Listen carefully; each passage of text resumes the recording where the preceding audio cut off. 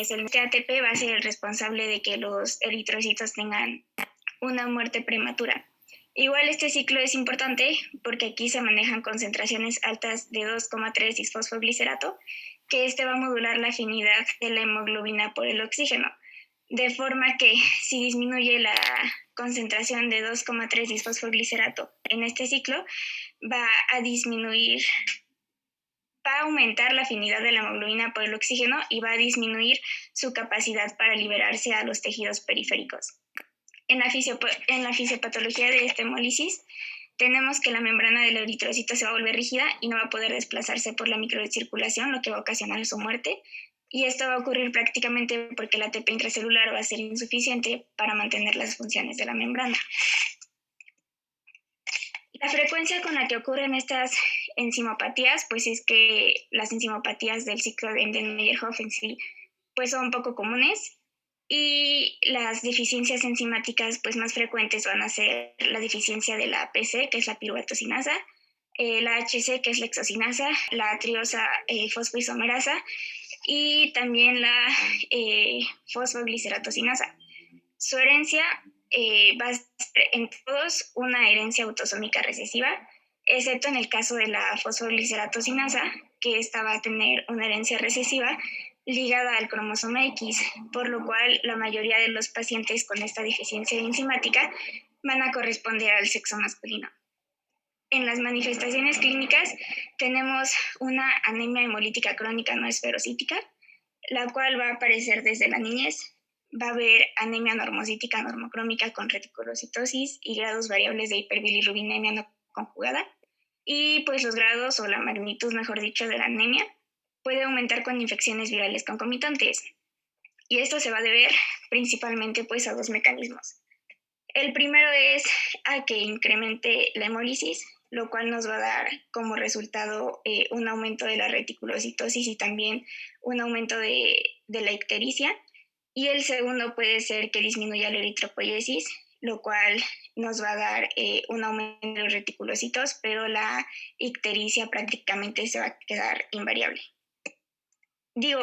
Cuando es disminución de la eritropoiesis, la reticulocitosis disminuye. Después tenemos el diagnóstico de estas enzimopatías. Pues estas se van a diagnosticar en pacientes con anemia hemolítica crónica no esferocítica que no esté relacionada con de fármacos o infecciones, que tengan la reacción de Coombs negativa y que pues se descarte el trastorno inmunitario. Y el diagnóstico básicamente se va a hacer por medición espectrofotométrica de la enzima deficiente, en la medición de los metabolitos intermediarios y en la identificación de la mutación del gen. En el tratamiento, pues estos pacientes suelen manejarse con transfusiones sanguíneas, pero estas están limitadas o están reservadas a los pacientes que tienen compromiso cardiovascular. El hierro va a estar contraindicado. Se indica lo que es la ingestión de 1 miligramo diario de ácido fólico. Esto es pues para suplir los requerimientos de esta sustancia durante la eritropoiesis. Y también es útil lo que es la esplenectomía, porque en el vaso se van a estar destruyendo todos los eritrocitos deficientes.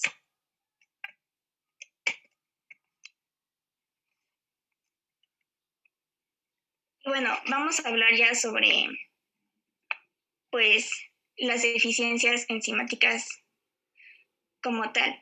Primero tenemos lo que es la deficiencia de la piruvatosinasa.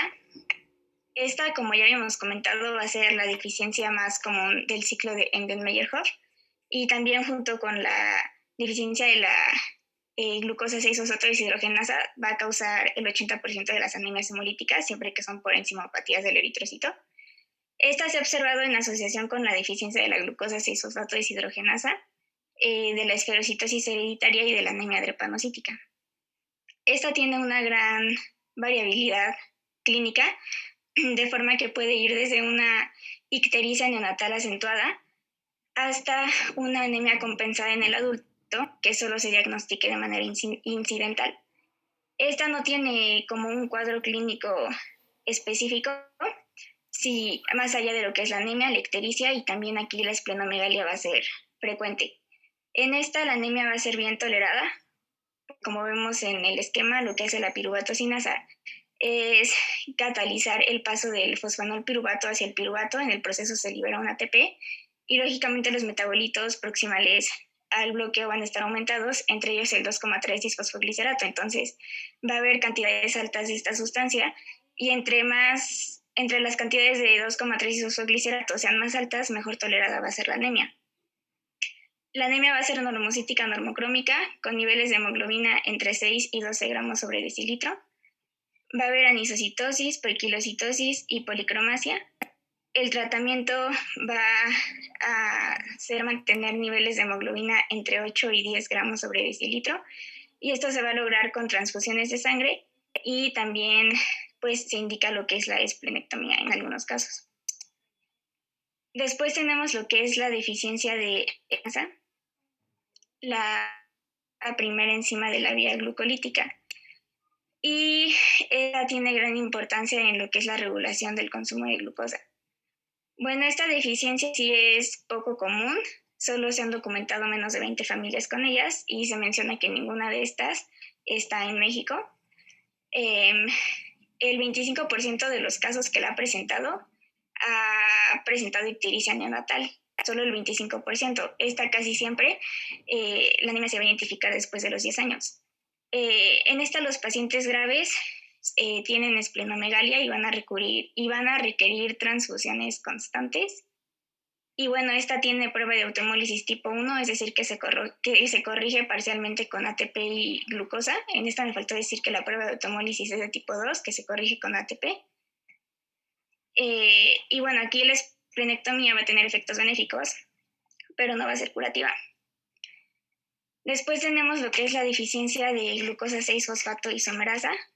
Esta va a ser la tercera deficiencia más frecuente, solo por debajo de lo que es la piruvato sinasa y la glucosa 6-fosfato deshidrogenasa. Aquí los leucocitos y las plaquetas también van a experimentar deficiencia, pero no van a tener como tal una traducción clínica. La gravedad del cuadro clínico es muy variable, pudiendo llegar hasta requerir transfusiones sanguíneas constantes. A menudo hay crisis hemolíticas tras infecciones virales o bacterianas. Los pacientes van a presentar anisocitosis, poiquilocitosis, policromasia, va a haber células rojas anucleadas y también va a haber reticulocitosis que puede llegar hasta el 50-60%. La prueba de automólisis va a ser de tipo 1, se corrige con ATP, y la esplenectomía aquí da resultados favorables a la mayoría de los pacientes. Después está la deficiencia de la fructosinasa. Bueno, la fructosinasa es una isoenzima que tiene 3 subunidades. Es la L en el hígado, la M en el músculo y la P en las plaquetas. Entonces, su estructura va a variar en varios tejidos, por lo que varios síndromes se asocian con su deficiencia, entre ellos la anemia crónica hemolítica no esferocítica sola, la que se relaciona con miopatía, y la miopatía sola. En cuanto a la deficiencia de aldoasa, esta igual tiene 3 isoenzimas, que es la A, la B y la C. La que se expresa en los eritrocitos va a ser la A. La deficiencia de aldoasa A se va a expresar como anemia hemolítica crónica moderada. La deficiencia de aldoasa B, esta es hepática y se va a expresar como una intolerancia hereditaria a la fructosa. Aquí se desconoce como tal el mecanismo de la hemólisis y también se desconoce su verdadero cuadro clínico, ya que se menciona que el primer paciente tenía anemia hemolítica moderada, hepatomegalia con depósito de glucógeno y retraso psicomotor. Sin embargo, otros pacientes solo mostraron anemia hemolítica más acentuada, pero no presentaron otras alteraciones. Entonces, su cuadro como tal todavía se desconoce. La deficiencia de la triosa fosfato isomerasa. Esta se expresa en muchos tejidos, por lo cual la anemia hemolítica solo es una de las manifestaciones del padecimiento multisistémico. En esta igual se han documentado menos de 20 personas pues con el trastorno, y este es progresivo y fatal. Aquí la anemia hemolítica se va a asociar con hiperbilirrubinemia neonatal, el cual va a tener requerimientos de exsanguinotransfusión. La ictericia va a ser de aparición temprana y va a estar seguida de daño neural que va a dar lugar a parapesis e hipotonía. Igual va a haber infecciones interrecurrentes y la muerte va a ocurrir alrededor de los 5 años, y esto va a ser por trastornos del ritmo cardíaco. Y por último, en esta vía tenemos lo que es la deficiencia de la fosfogliceratosinasa. Esta va a ser una enzima que se va a expresar en todos los tejidos y también va a ser una enfermedad multisistémica. Esta tiene 3 características clínicas principales que van a ser la anemia hemolítica crónica, que esta es a menudo compensada, la disfunción del sistema nervioso central y la miopatía.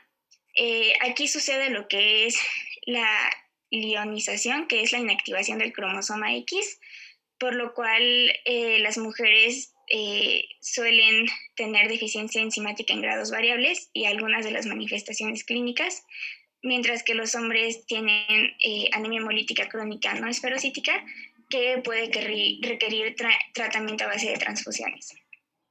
Aquí va a haber daño neurológico progresivo. Este suele comenzar a los 4 años e incluye afasia, labilidad emocional, convulsiones y la enfermedad extrapiramidal.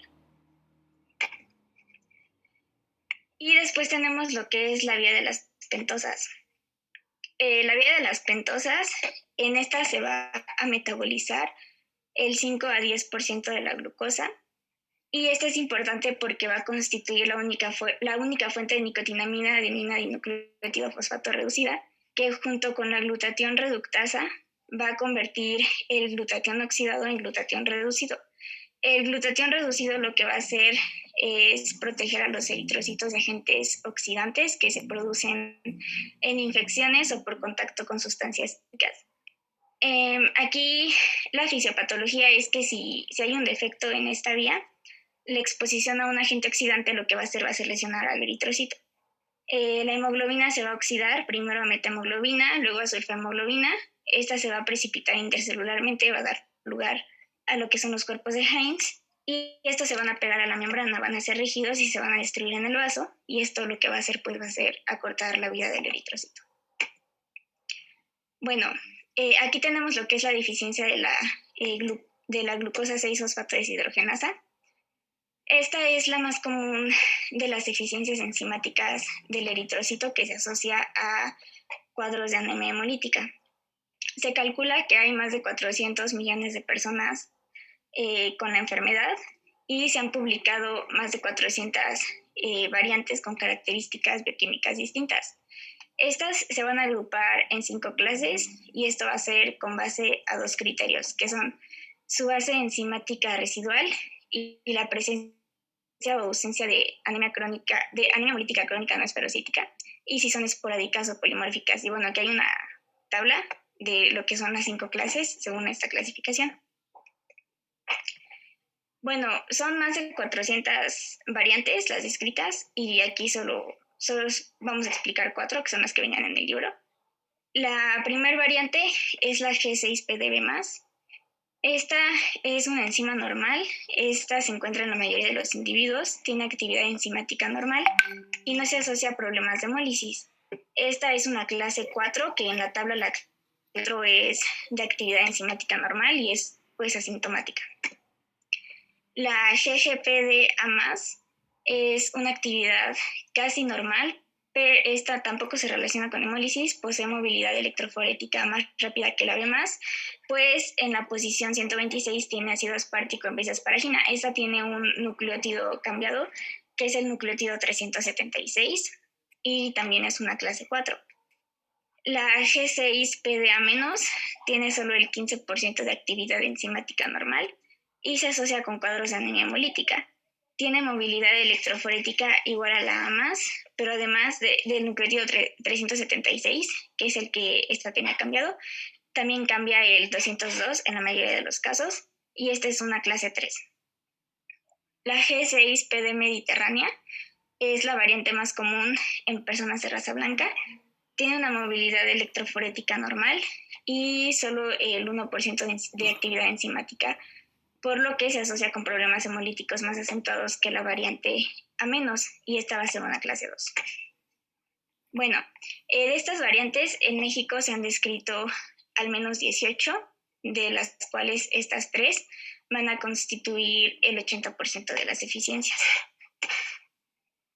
Y bueno, en cuanto a la naturaleza del defecto enzimático de la glucosa 6-fosfato deshidrogenasa, Tenemos, pues, como ya habíamos explicado, que la vía de las pentosas va a ser la única fuente de NADP y este va a ser esencial para protegerlos contra el daño provocado por estrés. Esto se logra manteniendo niveles normales de glutatión reducido, porque el NADP junto con la glutatión reductasa lo que va a hacer es convertir el glutatión oxidado a glutatión reducido. Esto básicamente lo que explica pues es que es una cadenita dependiente, o sea, para que el glutatión oxidado pase a ser glutatión reducido se requiere de la cadena entre NADP a glutatión reductasa, por lo cual pues niveles normales de NADP. Y para que existan niveles normales de NADP también se requieren niveles pues normales de glucosa 6-fosfato para que igual se catalice, digamos, esta reacción entre la glucosa 6-fosfato y el 6-fosfogluconato. O sea, esto es lo que se refiere a esta diapositiva, que es como una cadenita interdependiente. Lo que va a hacer al final el glutatión reducido es proteger los grupos sulfidrilo de la hemoglobina y la membrana del eritrocito de la oxidación. Y en eritrocitos normales, la proporción entre el glutatión reducido y el glutatión oxidado es de 1:100.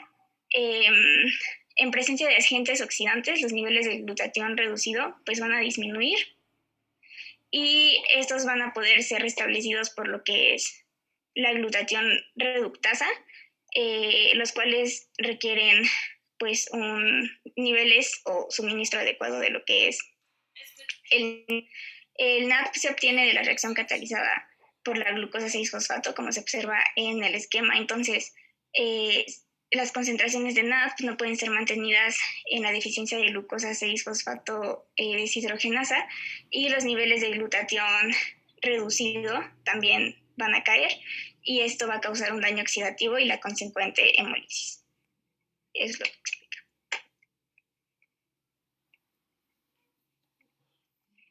Bueno, después tenemos lo que son las manifestaciones clínicas. Esto es de la deficiencia de la glucosa 6-fosfato deshidrogenasa.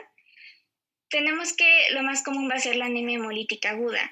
Esta se puede compensar y pasar desapercibida y se puede sospechar de anemia por deficiencia de glucosa 6-fosfato deshidrogenasa en la hemólisis inducida por fármacos, hemólisis inducida por infecciones, hemólisis inducida por ingestión de habas, ictericia neonatal, anemia hemolítica crónica no esferocítica.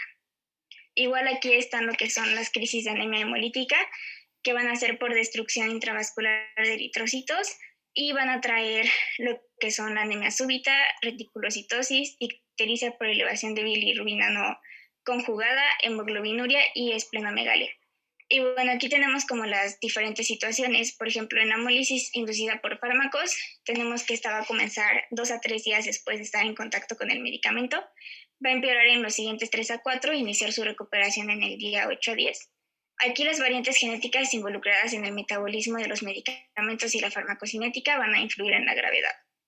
En la hemólisis por favismo, que es la ingestión de habas, no todos los individuos deficientes de la glucosa 6-fosfato deshidrogenasa van a ser sensibles a la ingestión de habas y no todas las especies van a tener pues la misma capacidad tóxica. Estos principalmente se observan en los pacientes que tienen la variante G6PD mediterránea y G6PDA-. Y por último, en la anemia hemolítica crónica no esferocítica, esto lo va a presentar principalmente de la clase 1. Cerca del 1% de los sujetos con glucosa 6-fosfato deshidrogenasa mediterránea van a cursar con anemia hemolítica crónica no esferocítica similar a la que se observa en los pacientes con enzimopatías de la vía glucolítica. En la hemólisis inducida por infecciones, esta va a ser la causa más común, en donde no es prevalente la ingesta de habas. Y esta puede estar influida por el tipo de infección, la administración concomitante de medicamentos, la función hepática y la edad. Muchas se acompañan de ingesta de alimentos o sustancias oxidantes. Y bueno, en la ictericia neonatal, la deficiencia de glucosa 6-fosfato deshidrogenasa va a ser la causa más común de la hemólisis y la ictericia neonatal. El diagnóstico, pues el diagnóstico menciona que es relativamente sencillo, sin embargo se va a complicar después de una crisis hemolítica, ya que los pacientes pueden haber recibido transfusiones de sangre o porque es posible que se hayan destruido los eritrocitos deficientes. Entonces, justo después de una crisis hemolítica, es necesario dejar pasar un tiempo antes de llevar a cabo las pruebas de laboratorio.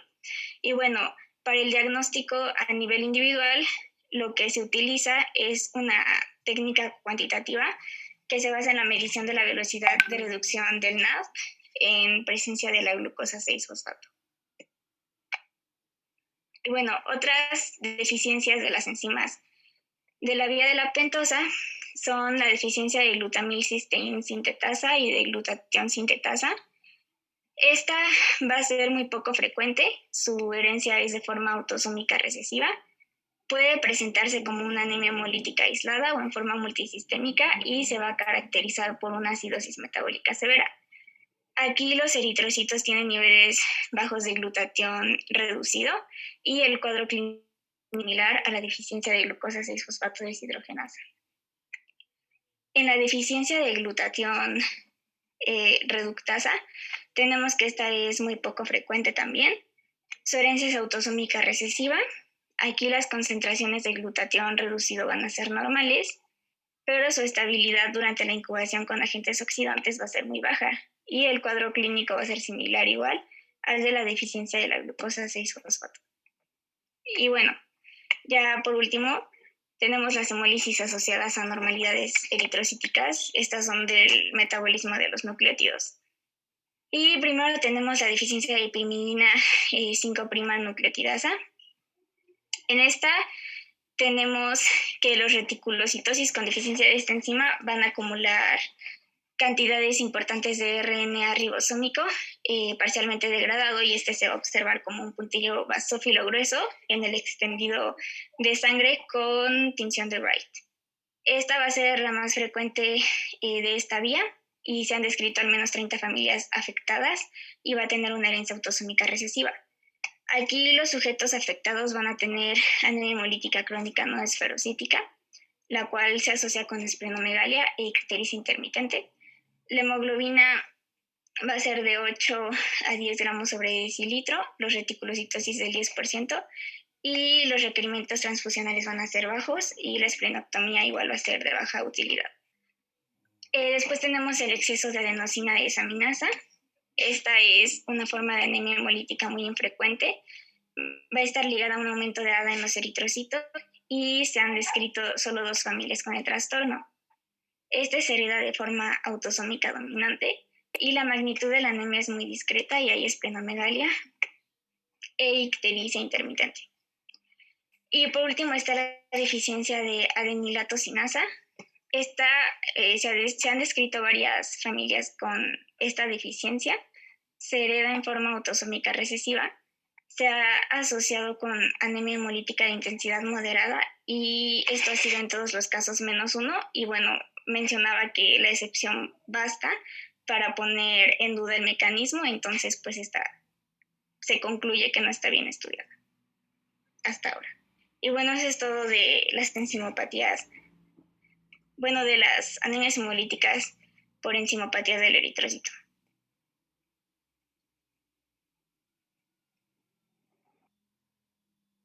Muy bien, Larisa, excelente. ¿Hay alguien que tenga alguna duda o alguna pregunta?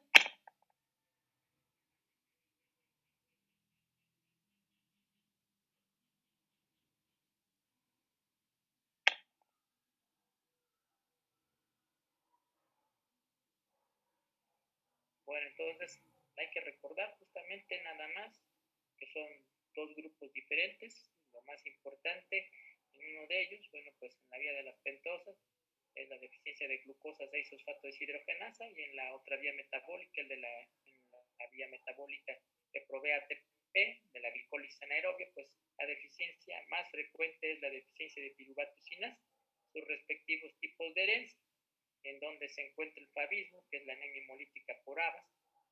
Y bueno, pues ya hemos, con estos elementos que tenemos, concluido con los 3 tipos de enfermedades que dan lugar a anemias hemolíticas congénitas. Las primeras ya las revisamos en algunas clases anteriores, que son los defectos en la síntesis del grupo M, es decir, las talasemias, que son hemoglobinopatías, las eritroenzimopatías, que son las que acabamos de ver, y previamente en la sesión anterior las membranopatías eritrocitarias. Entonces son tres grandes grupos de enfermedades por defectos en la síntesis del grupo hemo, por anormalidades en la membrana eritrocitaria o por anormalidades en las enzimas del eritrocito que van a poder inducir procesos hemolíticos congénitos. Ahora, importante considerar que la hemólisis se puede complicar con varias circunstancias. La primera es una crisis megaloblástica, es decir, se destruyen los glóbulos rojos, pero la destrucción acelerada además genera deficiencia de ácido fólico o de vitamina B12, predominantemente por la duración de la reserva de ácido fólico. Entonces esa es una de sus principales crisis. Hay anemia hemolítica, pero después sobreviene anemia megaloblástica dentro del contexto de la hemólisis. Otra de las complicaciones de la hemólisis es propiamente la crisis hemolítica o la hemólisis propiamente dicho. O sea, pueden tener ustedes una anemia hemolítica que se encuentre en un estado compensado, es decir, que no haya anemia porque la médula ósea sea capaz de producir lo que se está destruyendo. Hasta 8 veces puede la médula ósea tener hiperplasia y producir pues lo conducente para, bueno, pues poder reponer a los eritrocitos que se encuentran destruyéndose. Entonces, bueno, un estado hemolítico compensado, pues puede estar el individuo sin anemia. Ya cuando se descompensa, entonces cuando ya viene la manifestación del descenso de la hemoglobina. Entonces, otra de las crisis de la anemia hemolítica es la crisis hemolítica. Y la tercera y última crisis de las complicaciones de las anemias hemolíticas corresponde a la crisis eritroblastopénica. Es muy problemático tener destrucción de los glóbulos rojos, pero además que se infecten sus unidades formadoras de colonias y de bursas eritroides por un germen que haga que no se vaya a tener una producción correcta de eritrocitos. El parvovirus B19 es el ejemplo de pues, gérmenes que pueden inducir la crisis eritroblastopénica. Entonces ya tenemos las tres crisis de los pacientes o las tres complicaciones de los pacientes con hemólisis, la crisis megaloblástica, la crisis hemolítica propiamente dicha y la crisis eritroblastopénica, donde hay una disminución en la producción de glóbulos rojos. No nada más se destruyen, sino además, no nada más se destruyen, sino también se van a destruir, se van a dejar de producir, perdón. ¿Hay alguna duda, doctores? Sí, doctor, disculpe, ¿podríamos saber anemias hemolíticas inmunitarias también? Ok, sí, por supuesto. Tienes razón, o sea, yo estoy hablando de las anemias hemolíticas congénitas, pero pues sí, lo que continúa en el tema es la destrucción hemolítica autoinmune. Gracias, doctor. Doctor, bueno, yo tengo una duda. ¿A qué se refiere exactamente con esferocítica? Lo que pasa es que la anemia hemolítica esferocítica es la que se debe específicamente a la esferocitosis hereditaria, que como lo vimos es una membranopatía y que, bueno, pues depende de la deficiencia de las proteínas de la membrana. Ya las analizamos, la espectrina, la anquirina, etcétera. Por eso se distingue muy bien anemia hemolítica esferocítica, anemia hemolítica no esferocítica.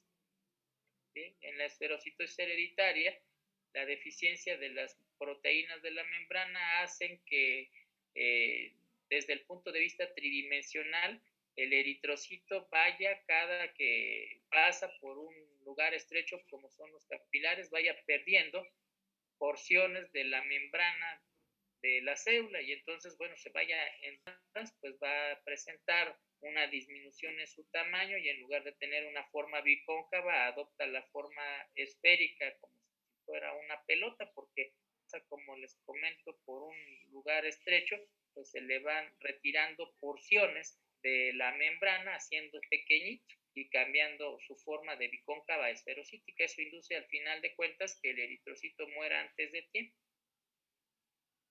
Bueno, pues entonces continuamos con el tema. Ahora pues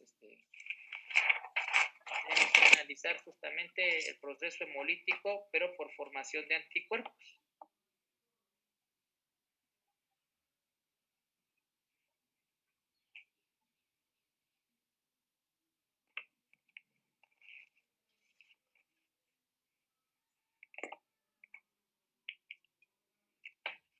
¿Ya se ve? Sí.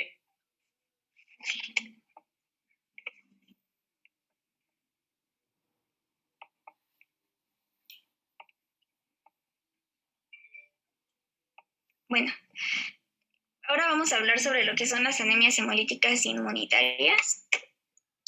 Y tenemos que las anemias hemolíticas inmunitarias es cuando en el mecanismo de destrucción de los hematíes participan anticuerpos. Aquí los anticuerpos responsables de la destrucción de los eritrocitos pueden anticuerpos autoinmunes o anticuerpos aloinmunes. Los anticuerpos autoinmunes son aquellos que se producen por el paciente y estos van a ser contra sus propios eritrocitos. Y los anticuerpos aloinmunes van a ser producidos por el paciente, pero estos van a ser contra eritrocitos de un sujeto diferente. Esto generalmente se va a deber a lo que son transfusiones sanguíneas o al paso de eritrocitos fetales a la circulación materna, y esto sucede durante el embarazo o más comúnmente durante el parto.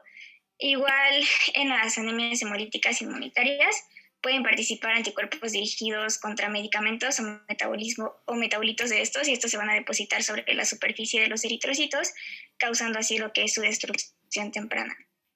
Bueno, primero vamos a hablar sobre lo que son las anemias hemolíticas autoinmunitarias.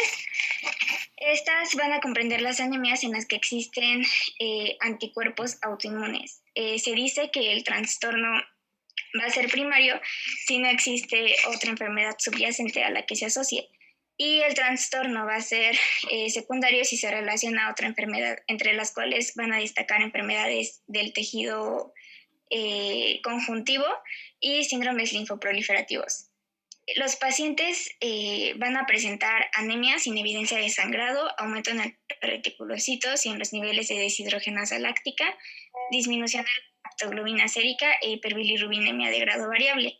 Aquí, para confirmar el origen autoinmunitario de la hemólisis, se tienen que demostrar lo que son los anticuerpos sobre la membrana del eritrocito, y para esto se va a utilizar la prueba de Coombs directa. Y bueno, la prueba de Coombs directa en lo que va a consistir va a ser en incubar los eritrocitos del paciente con suero heterólogo, y este va a estar dirigido contra las principales inmunoglobulinas humanas y contra la fracción 3 del sistema de complemento. Si los eritrocitos están sensibilizados con estas proteínas, el antisuero va a causar su aglutinación y esto va a poder detectarse visualmente. De los pacientes en los cuales la reacción de Coombs pues es positiva, tenemos que en el 90 a 95% los anticuerpos responsables de la hemólisis van a ser de la clase IgG, y la aglutinación con dicho suero se va a poner en evidencia a los 37 grados centígrados, y por eso fueron denominados anticuerpos calientes. En el 5 a 10% la reacción va a ser causada por anticuerpos IgM y la fracción C3 y C4 del complemento, y esto va a ocurrir a temperaturas bajas, y por eso van a ser denominados anticuerpos fríos, que bueno, esto lo vamos a ver más adelante, pero estos pacientes igual se denominaron crioaglutiminas, y estos pacientes suelen manifestar el cuadro clínico cuando se exponen a bajas temperaturas. Y también hay otra fracción baja de los pacientes en los cuales la reacción se manifestó por IgM a 4 grados centígrados en la primera fase y a 37 grados centígrados en la segunda, por lo cual los anticuerpos fueron denominados bifásicos de L.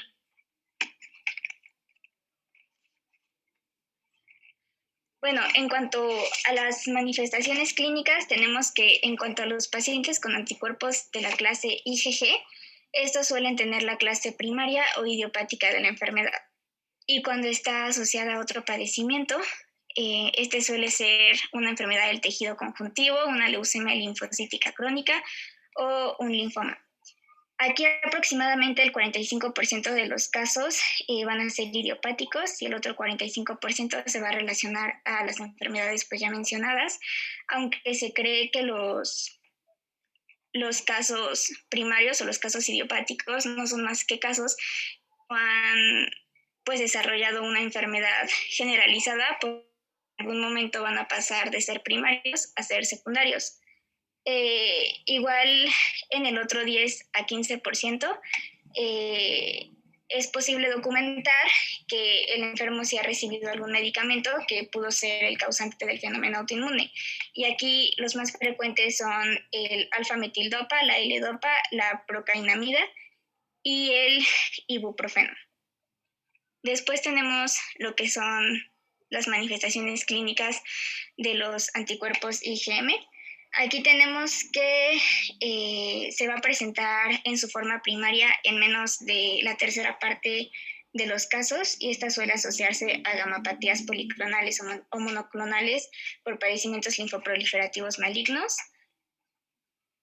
Y pues ya, en los bifásicos DL tenemos que ellos van a padecer pues un síntoma, por así decirlo, que es muy poco frecuente, que es la hemoglobinuria paroxística del frío. Esta se va a caracterizar por una hemólisis masiva y por una hemoglobinuria que van a estar acompañadas por urticaria, y esto va a suceder tras exponerse a bajas temperaturas. Bueno, en cuanto a la fisiopatología, se sabe que la hemólisis por anticuerpos IgG va a ocurrir fuera del torrente sanguíneo. Esta va a ser extravascular y va a ocurrir en el sistema fagocítico mononuclear, predominantemente esplénico. En cuanto a los anticuerpos IgM, esto sucede dentro del sistema circulatorio, se da por la activación del sistema de complemento. Como tal, se va a desconocer la causa por la cual se producen los autoanticuerpos, pero pues sí se sabe que hay una predisposición genética para que esto suceda. Antes de que pases, DL significa Donna Landsteiner. Lo que significa que es una hemolicina bifásica, es decir, une a los eritrocitos en los sitios en donde en la circulación haya un descenso de la temperatura.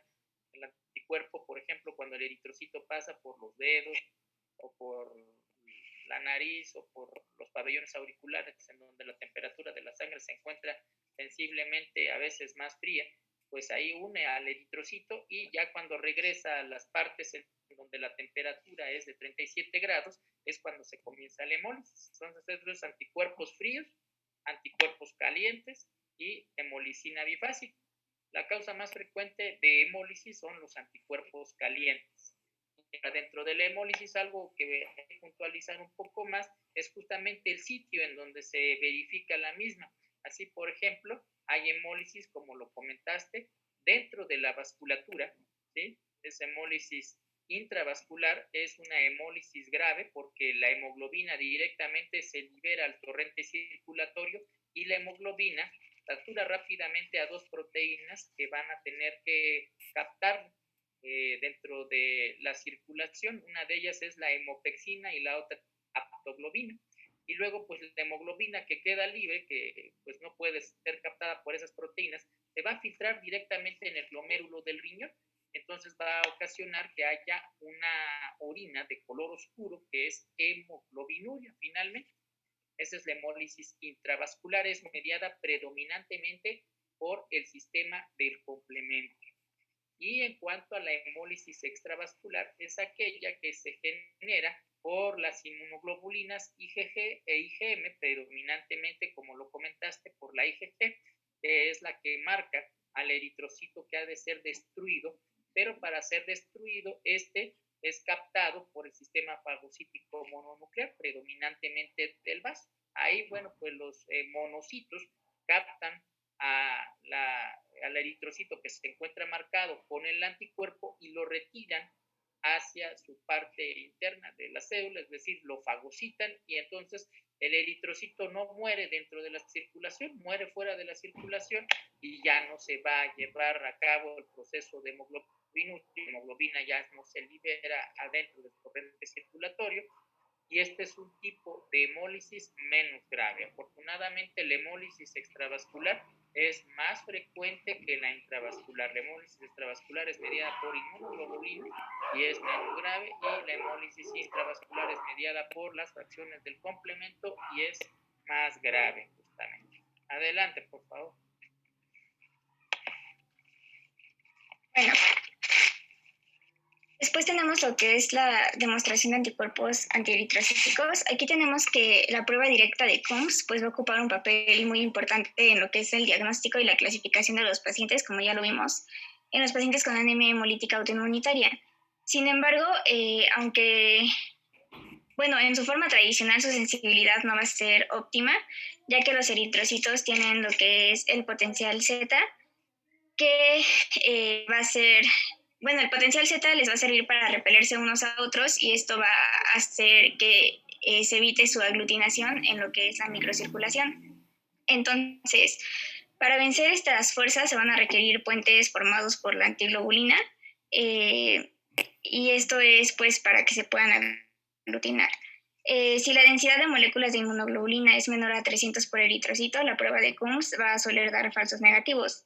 Entonces van a existir otros métodos que permiten detectar de 10 a 15 moléculas de inmunoglobulina G por célula y estos no van a estar afectados por lo que son las fuerzas repulsivas de los eritrocitos. Entre estos tenemos lo que es la citometría de flujo y la prueba de ELISA. Estos igual pues son útiles porque en estos pueden igual demostrarse y cuantificarse otros tipos de anticuerpos o proteínas del sistema de complemento en lo que es la eritrocítica. Bueno, igual tenemos que hay dos proteínas con capacidad de inhibir la activación del sistema de complemento. Estos tienen la peculiaridad de que se anclan a la membrana celular a través del grupo glucosil-fosfatinoinositol. Estos van a ser el factor de decaimiento, también conocido como CD55, y el inhibidor de membrana de lisis reactiva, también conocido como CD59. En la hemoglobina paroxística nocturna lo que va a pasar es que se impide su anclaje, lo que los va a hacer más susceptibles a la hemólisis. También en la anemia hemolítica autoinmunitaria primaria y en la secundaria por lupus eritematoso sistémico, va a haber una deficiencia adquirida de estas proteínas por inhibición de su anclaje y esto va a ser por la presencia de autoanticuerpos. Esto va a facilitar la hemólisis tanto mediada por anticuerpos IgM como IgG. En el caso del CD59, esto lo que hace va a ser inhibir la formación del complejo de ataque a la membrana y las formas intravasculares de hemólisis. Y el CD55 lo que va a hacer inhibir la opsonización mediada por C3b, que va a participar en la hemólisis extravascular. En cuanto al tratamiento y pronóstico, primero tenemos el tratamiento para lo que es la anemia hemolítica por anticuerpos IgG. En la anemia hemolítica por anticuerpos IgG, primero el tratamiento de elección van a ser los corticoides. Estos han reducido en sí la mortalidad de un 40 al 10%. El 66% de los pacientes va a responder favorablemente a los corticoides y estos lo que hacen va a hacer que van a reducir la producción de anticuerpos antieritrocíticos, van a disminuir la unión de los anticuerpos a la membrana de los hematíes y van a dar una menor captación de los eritrocitos sensibilizados en el sistema fagocítico mononuclear.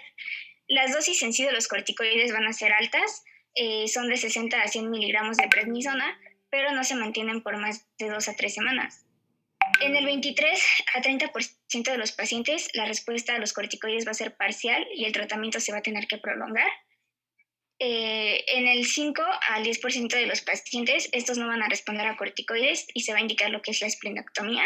Esta en sí se va a indicar en todo paciente que no se va a poder estabilizar con corticoides o que se va a requerir pues, de darle dosis muy altas para que pueda responder. Y bueno, en una fracción muy pequeña de los pacientes que no tienen respuesta ni con la esplenectomía, se van a usar fármacos citotóxicos como son la azatioprina, la tioguanina y la ciclofosfamina. En lo que es la enfermedad por aglutininas frías o por anticuerpos IgM, aquí la mejor medida terapéutica que maneja el libro es evitar los episodios hemolíticos, evitando pues que el paciente se exponga al frío. Y en el caso de los pacientes pues con cuadros graves, sí se recomiendan lo que son las dosis altas de esteroides, pero bueno, esto solo está limitado a los casos graves. Bueno, después tenemos lo que es la anemia hemolítica aloinmunitaria. La anemia hemolítica inmunitaria va a ser el proceso hemolítico en el cual los eritrocitos de un individuo van a ser destruidos por anticuerpos que produce un sujeto diferente. Esto ocurre cuando se recibe una transfusión de eritrocitos incompatibles y, por ejemplo, si por una transfusión previa ya hay anticuerpos contra los eritrocitos del donador, la hemólisis va a ser masiva y va a ser acelerada. Aquí va a haber síntomas agudos, estos van a ser la sensación de angustia y apresión, el malestar general, los dolores en las extremidades, la disnea, la taquicardia y la hipotensión arterial que puede llegar al choque en los casos graves. Igual en las etapas iniciales va a haber hipertermia, va a haber oliguria y en algunos pacientes graves puede llegar incluso a la anuria. En pacientes sensibilizados, los síntomas y la destrucción de los eritrocitos va a suceder de 5 a 7 días después del procedimiento. Y en pacientes, esto es porque ya tienen anticuerpos y solo sucede como la reactivación de los mismos. En pacientes no sensibilizados, los síntomas y pues la destrucción de los eritrocitos va a suceder en 2 semanas. Esto es porque se van a empezar a producir lo que son los anticuerpos. La intensidad del cuadro clínico va a depender de lo que es la masa de los eritrocitos destruidos y la velocidad con la que esto ocurre. Y para establecer el origen inmunitario de los cuadros, pues igual es necesaria la demostración de anticuerpos séricos libres en suero o unidos a hematíes y a los hematíes transfundidos, y para esto se utilizan la prueba de Coombs directa e indirecta, la prueba de Lisa y también se utiliza lo que es la citometría de flujo. Igual menciona que si los anticuerpos son muy abundantes, aquí simplemente se va a dar lo que es la aglutinación espontánea en lo que es la solución salina. En cuanto al tratamiento, el tratamiento va a consistir en medidas generales para prevenir o resolver las complicaciones, tales como podrían ser el choque o la insuficiencia renal. Aquí no hay medidas específicas. Sin embargo, las buenas prácticas clínicas y de laboratorio para seleccionar a los donadores lo pueden prevenir. Después tenemos lo que es la anemia hemolítica del recién nacido. Esto también es conocida como la eritroblastosis fetal, y aquí lo que ocurre con mayor frecuencia es que una madre con el tipo RH negativo va a procrear un producto con el RH positivo. Esto ocurre por herencia paterna. Aquí en el embarazo, como ya habíamos mencionado, o durante el parto, los eritrocitos RH positivos van a pasar a la circulación materna y van a inducir al sistema inmunitario a que produzca anticuerpos anti-RH. Otras causas de sensibilización al RH pueden ser abortos previos, amniocentesis o incluso traumatismos. Las manifestaciones clínicas van a ser desde una anemia moderada al nacimiento a anemia grave, hiperbilirubinemia. Esta hiperbilirubinemia puede condicionar kernicterus o muerte intrauterina por hidropesía fetal. Bueno, el tratamiento en los niños, el tratamiento va a variar según lo grave del caso. Este básicamente va a consistir en recambios sanguíneos y la fototerapia. En las madres RH, lo primero que se hace va a ser realizar estudios de anticuerpos anti-H. Si no se detectan o son menores a una unidad sobre mililitro, no se va a llevar a cabo ninguna otra prueba diagnóstica y mucho menos un tratamiento. Si estos son mayores, lo que se va a hacer es un estudio de líquido amniótico y esto es para determinar la magnitud de la hemólisis fetal. Si es grave, se interrumpe el embarazo a las 35 semanas de gestación y se hacen recambios sanguíneos al recién nacido. Pero si no es grave, se lleva el embarazo a término y se hacen los recambios sanguíneos al nacer. De igual forma, cuando nace todo bebé, y la madre es RH negativa, se le tiene que investigar el grupo sanguíneo a través de la sangre del cordón umbilical. Si es RH negativo, pues no se toma ninguna medida, pero si es RH positiva, a la madre se le tiene que tratar con suero en las siguientes 72 horas, dentro de las siguientes 72 horas, y esto es para evitar su sensibilización. Y por último tenemos lo que son las anemias hemolíticas inducidas por fármacos. Aquí tenemos las 3 formas de anemia hemolítica y estas van a ser diferentes según sus mecanismos fisiopatológicos. En el primer mecanismo fisiopatológico tenemos que se van a desarrollar anticuerpos contra fármacos o metabolitos que directamente se van a depositar sobre la membrana del eritrocito. Lógicamente lógicamente aquí lo que va a hacer es que se va a destruir el eritrocito de manera incidental y este es el mecanismo fisiopatológico que sucede, por ejemplo, en medicamentos como la penicilina y la cefalotina. El segundo mecanismo fisiopatológico es que el blanco de los anticuerpos va a ser un complejo formado por una proteína plasmática autóloga y igual se vuelve a destruir el complejo y el eritrocito de manera incidental y esto funciona en la quinidina, la cloropropamina y la fenacetina. Y en el tercero es que existen verdaderos anticuerpos autoinmunitarios que reaccionan con antígenos nativos de la membrana para mediar su destrucción. Aquí el mejor ejemplo es la alfa-metildopa. Y bueno, esto es más como a nivel central. Entonces, en los dos primeros, al dejar de administrar el medicamento, el proceso hemolítico se controla. Pero el tercero, al ser más a nivel central, pues no. Y ya, básicamente es eso.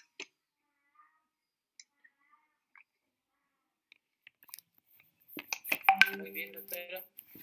¿Tienen ahorita clase de otorrino? Sí, doctor. Bueno, entonces, pues puntualizamos algunas cosas en la siguiente sesión del día martes. Que tengan buen fin de semana. Hasta luego, doctores. Adiós, doctor. Igualmente, doctor, gracias. Gracias. Adiós. Hasta luego.